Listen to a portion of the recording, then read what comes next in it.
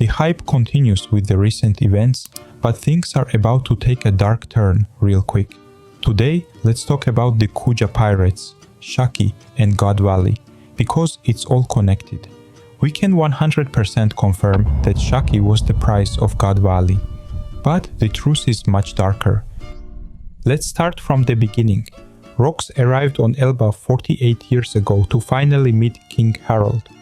Shakky herself said she was a pirate 40 years ago, back when Garp used to chase her, meaning the world government wanted to capture her.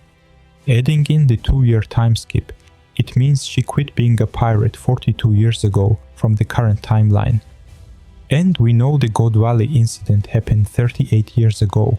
But the whole God Valley incident was orchestrated to wipe out the Rox pirates, and here's why. On God Valley, the celestial dragons were playing their twisted game of human hunting. We saw devil fruits stored in boxes, but along with those fruits, Shakky was one of the prizes. When Garp got the call from Navy headquarters, he said, "That was treasure from Pirate Island. Of course they'll come back to get it." Then we have Oda's direct line about Shakky. The inhabitants of Hachinosu came to covet her as a treasure, an irreplaceable crown jewel. Unfortunately, a treasure is always the inevitable target of theft. The treasure of Hachinosu was none other than Shakky herself, and the world government had 2 reasons to steal her. The first reason, her beauty. Shakky was considered one of the most beautiful women alive, and the celestial dragons always wanted the prettiest ladies. Just look at Saint Charles. At Sabaudi, he tried to marry a random nurse simply because she was pretty. And in Marajoa, he attempted to capture Shirahoshi. Being celestial dragons means they can get away with anything. So it's not far-fetched that one of the reasons Shakky was targeted by the world government was because the celestial dragons themselves wanted her. The second reason is more sinister. We know the world government was after Rox. After he attacked Imu and killed an admiral, they wanted him gone. But a direct assault on Hachinosu would have been too costly, and they feared Harold might ally with Rox, and the government has always feared the giants. The 5 elders first asked Harold to kill Rox, but when he refused, they devised a trap. That trap was Shakky. Just as they later used Ace to lure Whitebeard into Marineford, they used Shakky to lure Rox into God Valley. The human hunting games were just a facade. All the Holy Knights were present, far too convenient to be coincidence. Normal celestial dragons could never compete with Holy Knights, so the games clearly had another purpose. The island had an unusually large number of marine ships, which looked like extra protection, but in reality was preparation for the ambush. The transponder snails sent information straight to Marejoa. Information that was accidentally leaked, so Rox's pirates would hear about it and attempt to rescue Shakky. And it worked. Whitebeard himself said that full Rox will lose sight of the goal, meaning Rox would divert from the mission to save Shakky. Stussy's line, "Not you too, Newgate," shows Whitebeard also loved her. Gloriosa mocked them, calling it pathetic, but Stussy retorted, "Same to you, Gloriosa," hinting she too had been in love with Roger. Big Mom mocked them all as fools for dreaming about Shakky, but it was clear, the crew was consumed by her. And so, the trap was sprung. What the government didn't count on was Roger. He too had feelings for Shakky and intercepted the transmission. That's why Roger cried out, "It's been a whole year. Do you have any idea how I felt all this time?" Meaning she had been captured for a year, and the Roger pirates had been trying to rescue her all along. That is also why Garp was summoned, not just to defend the celestial dragons, but to stop Roger himself and keep the balance. For Rox, however, the plan succeeded. The Holy Knights struck. Figureland Garling personally killed Rox the Xebec, then took his famous saber and later passed it on to his son, Shamrock. See my full explanation in my Saber of Xebec video. Back in the Sabaudi archipelago arc, Shakky kept a close eye on Luffy and his crew.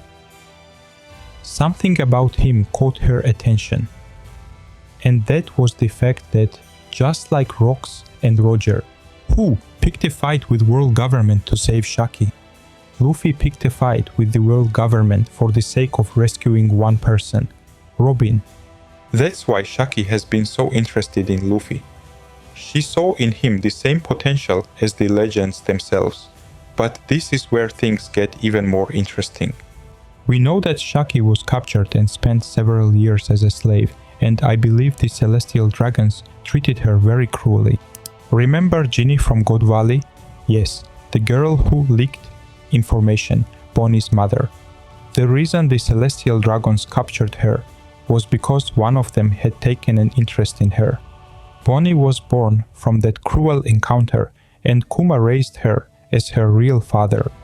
And just like Ginny, Shakky also had 2 children during her captivity. The first is Mihawk. Fans have speculated for years about his origins and possible connection to Shakky, but now we can confirm it. Not only do the two look strikingly similar, but the timeline also lines up perfectly. We already know Mihawk has mysterious ties to Imu and the celestial dragons. He shares the same eyes as Imu, and we know that he and Shanks used to be rivals, fighting countless battles. It's highly likely that when Shanks was in Marejoa, Mihawk was there too, and that's where their rivalry began. Timeline-wise, everything fits, but it goes even deeper. Mihawk is clearly based on Dracula. The cross, the wine, the eyes, even his name, Dracula Mihawk.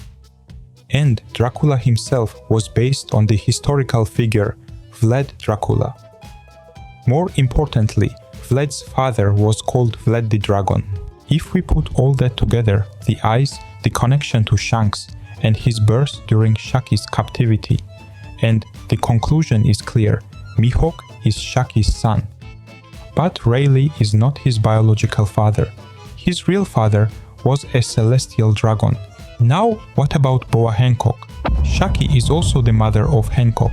We see the similarities in how both of them captivate everyone around them, instantly drawing love and attention. They even use similar forms of attacks. But the question is, who was Hancock's father? In my Vivi and Imu video, I explained the recurring pattern in One Piece. Snake in the Garden of Eden. Almost every major kingdom or arc ties flowers to its rulers, often paired with snakes or dragons. Alabasta. Cities are named after flowers. Nanohana, Katleya, Erumalu. The king is Cobra, a snake among flowers. Wano. The capital is literally the flower capital. It was ruled by Kaido, a dragon, and Orochi, a hydra with the snake fruit. Even Oden was tormented by snakes. Dressrosa. The country's name contains Rosa, rose. We see Flower Hill, Flower Room, and the ruler is Doflamingo, a celestial dragon. Amazon Lily. The island itself is a flower. Its warriors are named after flowers, and its rulers are named after flowers like Gloriosa, Shakuyaku, Sandersonia, and Marigold. The only one who does not match this pattern is Hancock. There is no flower called Hancock. Why is every Kuja ruler tied to flowers, except her? The reason is simple. Hancock isn't named after a flower, because, like Mihawk, her father was a celestial dragon. Hancock's case mirrors Bonnie and Ginny's story. Shakky was her real mother, but Rayleigh, while not her biological father, stepped into that role. This explains his deep connection to Amazon Lily, and why he personally appeared to defend Hancock when Blackbeard tried to capture her. It also explains his line to Blackbeard, "I never liked you anyway." Rayleigh knew or guessed that Blackbeard was the son of Rox, the very man whose actions led to Shakky being captured in the first place. And Imu and Boa Hancock have one more similarity. If you find out the true identity, you will be killed. And Boa, Mihawk, and Imu all share the same eyes. In Japanese mythology, dragons are often depicted as serpent-like, and after all, their name is Celestial Dragon. No wonder the two seraphims who showed up on Kuja Island were precisely S-Snake and S-Hawk. That would make Boa and Mihawk half-siblings. And notice this, Boa and Bonnie, both half-celestial dragons, are already fighting against the world government. Mihawk, through Cross Guild, is doing the same. Could this be Oda foreshadowing that the world government is orchestrating its own downfall? That even their own children, those with celestial dragon blood, will one day turn against them? If you enjoyed this theory, please subscribe to the channel to help it grow. And share your own thoughts in the comments. I'd love to hear what everyone thinks about the recent chapters. Thank you for watching until the end.